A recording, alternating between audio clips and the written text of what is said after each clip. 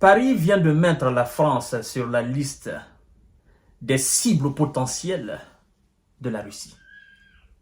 Par ses propos dangereux, gravissimes, le ministre des Affaires étrangères française vient de mettre l'ensemble, l'entièreté du territoire français, ou du moins les cibles militaires français sur la liste des potentielles cibles des missiles russes, a affirmé un essayiste franco-serbe, Nikola Mirković.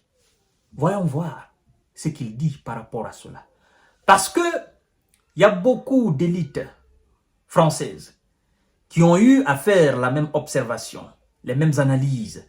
Tous ces gens ne sont pas bêtes, ils sont très réfléchis. Mais puisqu'ils veulent tester Vladimir Poutine, je parle des plutocrates qui sont à la tête de ces différents États, nous allons voir.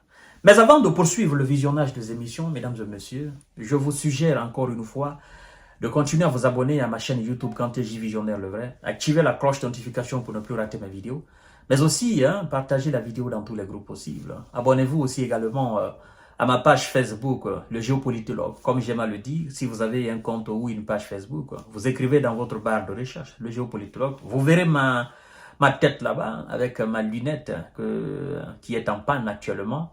Voilà, et vous cliquez là-dessus, vous vous abonnez là-dessus. Voyons voir l'observation, l'analyse très pertinente, très profonde de monsieur Nikola Mirković.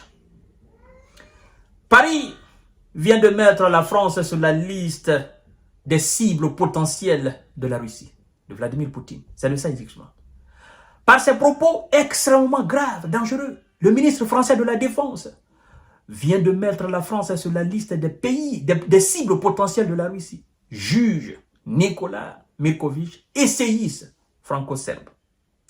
Alors, M. Nicolas, essayiste franco-serbe, revient sur les récentes déclarations du ministre français de la Défense. Nous avons eu à épiloguer là-dessus. Et je vous ai dit que ça fera couler assez d'encre. Parce que, en fait, je suis allé même dire que si on pouvait faire, voilà, une similitude de référendum, effectivement un simulacre de référendum, pour voir qui est-ce qui est pour la continuité de la guerre en Ukraine et qui est-ce qui est contre, ou qui est-ce qui est pour le fournissement ou pour l'autorisation donnée afin que les missiles français de longue portée Scalp soient utilisés contre le territoire russe. 99,99% des Français voteront contre non.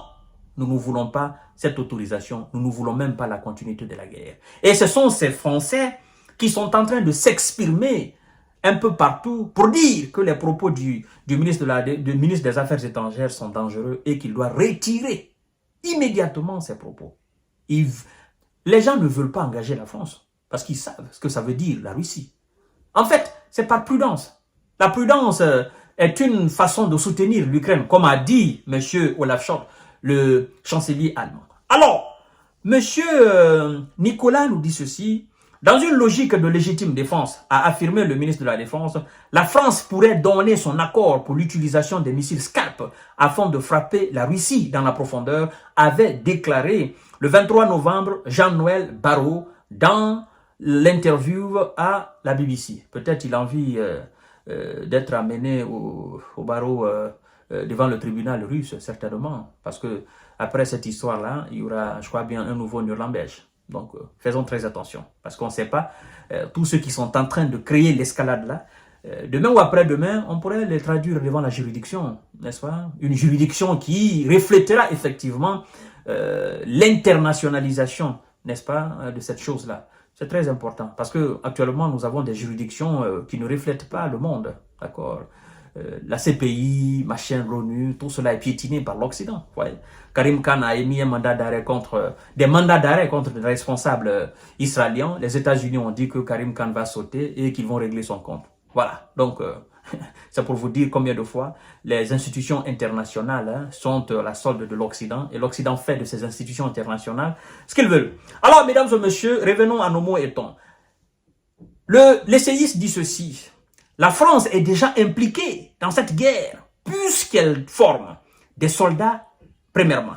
Fournit de l'aide à l'Ukraine, deuxièmement. Offre de l'aide stratégique, troisièmement. Des renseignements, quatrièmement. Ainsi que de l'aide militaire, de l'aide financière et militaire, cinquièmement. Mais là, c'est un degré encore supplémentaire, souligne l'expert, ajoutant que le ministre français rajoute de l'huile sur le feu.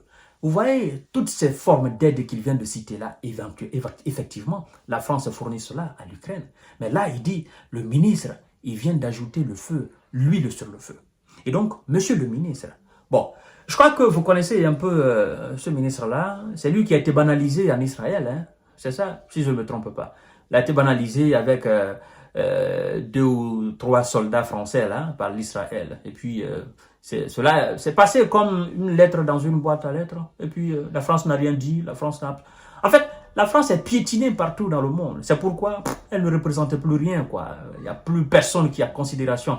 C'est comme disait un responsable syrien là. Il dit les responsables français, on les écoute plus parce que ce sont des antennes des États-Unis.